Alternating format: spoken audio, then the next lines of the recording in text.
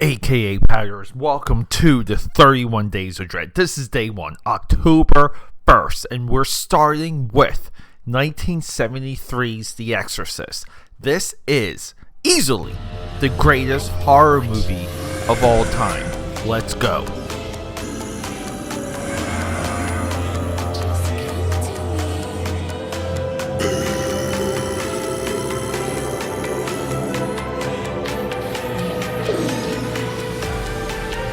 AKAPADers, welcome back.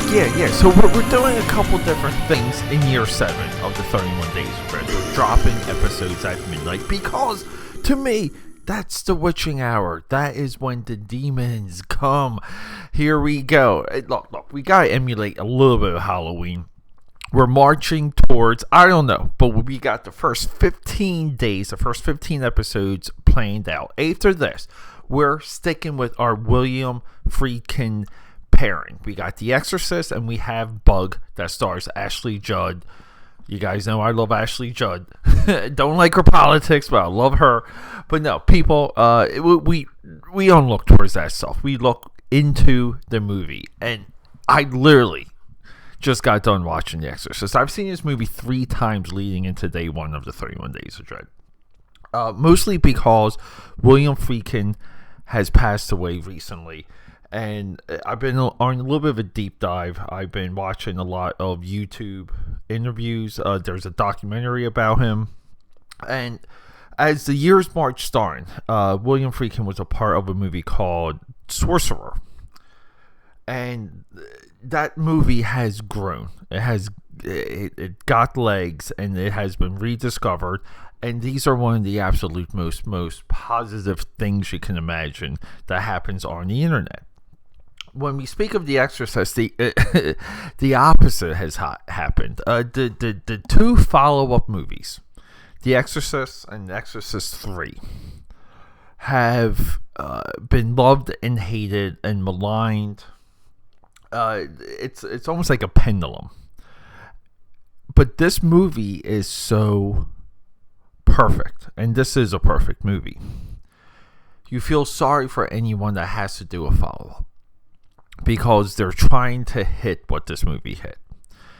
It's the same idea with what happened with Halloween, what happened with Jaws, and this movie is subject to that also. The first movie is so perfect. How can you ever do a follow-up with Exorcist the Heretic?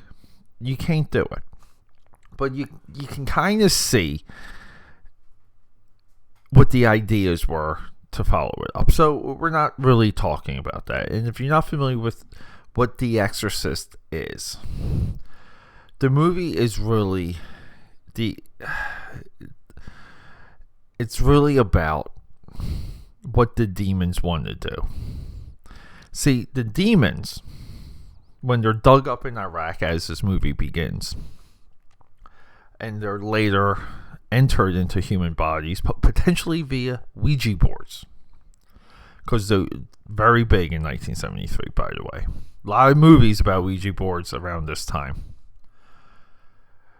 The intent of the demon, Azuzu, I believe his name is, in Exorcist, is to corrupt the human spirit, is to corrupt the belief by possessing an innocent girl.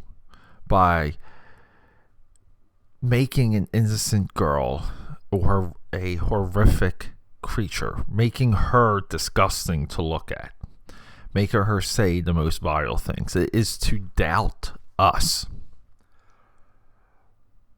And you watch this movie, and the demon, through the girl, kills 3 people. 2 priests and a family friend, or a doctor. You know, those famous stairways from this movie. And the demon pretty much wins at the end of this movie, even though he possesses the priest at the end and the priest commits suicide. The demon's intent is to wreak havoc and to create doubt. And we really don't see that, because the priest at the end of this movie that gives the last rites to the father that just committed suicide, he's not. He doesn't look good. He doesn't sound good. There's definitely doubt in that in those last two scenes with that priest. The scene at the car when he gets the coin from the mother, or the coined necklace. I'm not sure what that item is called. And then as we watch this movie, it really puts a stamp on practical special effects. Like, holy crap, when you watch this movie for the first time, it is hard to imagine them making it without CGI. It really is. It's an amazing feat. It's an amazing attempt. The acting in this movie is through and through perfect. One of the, and who's our editor? Edited by, Evan Lutman, Norman Gay, Ed S. Smith, or Bud S. Smith. The reason why we're talking about the editors is, when you watch this movie, notice the cuts and the transitions, because we cut out of a dramatic moment. We cut into a close-up of a transition. The beats of this editing, the beats of these of the scene transitions, it's very poetic. It's there, and it somehow tracks your mind trying to keep up with everything. The editing really blew me away one of my most recent run with this movie. I did see this movie in the theater too, aka AKAPAD. I saw it with the director's cut. I'm not sure what year that was released. Maybe I would say 2000, maybe 2001. I'm scrolling through Wiki right now, trying to get quick. I didn't look it up before coming here. Maybe I should have. Maybe not. But can't find it. But the reason why I want to talk about the director's cut is, and we have T-shirts and merchandise and action figures. I believe a couple statues too from the spider walk scene, where our girl walks down the flight of stairs backwards and upside down, and that was placed back into the movie. And it's kind of like Star Wars Special Edition. Like, go see The Exorcist. And, the Exorcist Special Edition, the re-release for that, was kind of somewhat potentially hyped as much as the Star Wars. Not the same effect, of course. Like, it sounded like it hit number one at the box office. But that scene, I remember in the commentary, William Friedkin talks about the reason why they took out the spider scene is when the mother gets the news of the doctor's death. It's like a double climax, double crescendo, and it makes it mutes the scene. And when you see this scene, when you watch it, knowing that the spider walk scene is supposed to happen right after this, you see that he's right, and you see how much of a cash grab that director's cut is, and that this movie, because it's so perfect, it does not deserve a director's cut. A director's cut is absolutely meaningless. Very similar to Aliens. I will always say that the speed of the movie Aliens and the time frame revealed in some of those cutscenes destroys the flow of that movie in just the way it occupies your mind. But I'm just proud. I'm happy to start this year's 31 Days of Dread with this movie. We haven't done a lot of William Friedkin on this podcast, so tomorrow, Bug, that movie completely blew me away. I'm very happy to bring that to you. So we're going to talk about that, and we're going to get a little bit more into the plot of Bug and what Bug is and what Bug means, because it's one of those like single room, low budget movies. Stars Harry Connick Jr.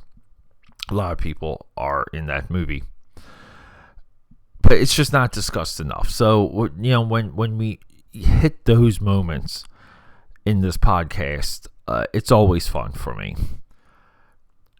I can't say enough how often you should watch this movie and what it should mean to you, because it's a perfect attempt. It's a perfect execution. I would put this movie with All That Jazz and Citizen Kane and Casablanca, Midnight in Paris. There you go. Of movies where I wouldn't change a single frame, dialogue, scene, cut, piece of music. The lack of music too in this movie adds to the absolute realism. And this is a movie with intent, and the intent is to show you how corruptible we are. To